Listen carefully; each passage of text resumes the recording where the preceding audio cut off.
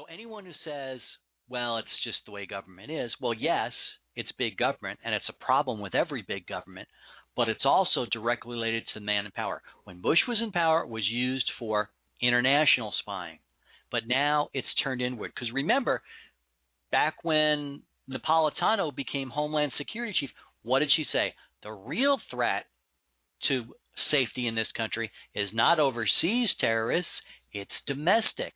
So naturally, what did they do? They turned that eavesdropping program in on Americans. It's an outrageous abuse of power. And believe me, this is going to get bigger. There's more. Anytime there's smoke, there's fire, as we say.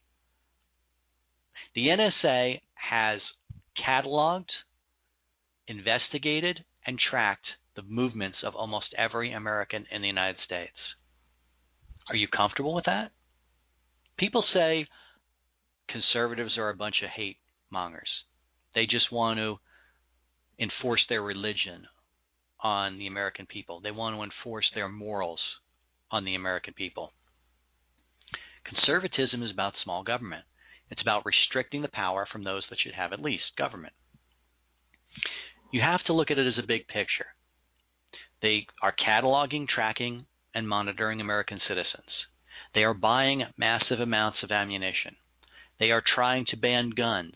They have called for civility in public speech and civility in the use of the internet. They are trying to restrict free speech through threatening people with the IRS and investigating and auditing them. They threatened reporters who wouldn't play ball. It may be why the media has been so complicit with this administration. They may have been afraid. They investigated James Rosen. They looked down his throat. They looked at his parents. Is this the country do we want to live in? Is this the country that we grew up in? Nixon was accused of wiretapping a small office in the DNC headquarters. He had to resign from office under threat of imprisonment, impeachment, and resignation. The current administration is investigating and wiretapping the entire country. We have to start asking, what is the role of government and what is its place in American society? And really, all of these abuse of power, it's our fault for making this president so popular that he thought he could do anything, by making him a rock star, by making the Team Obama mantra, the change mantra, something that becomes a matter of popularity and celebrity. He's out on talk shows performing like a musician. Nero fiddled while Rome burned, too. This is the reality we are living with. This is what happens when you make your leader a rock star. The people around him start to think they can get away with anything. They start to think, well, people will accept it, will explain it, they'll understand it. It happened again once before. In 1940, Germany, they made their leader a rock star. And look what happened. Now, I'm not saying that is what Team Obama is, a fascist. I'm not saying that he's the equivalent of Nazism. He certainly isn't.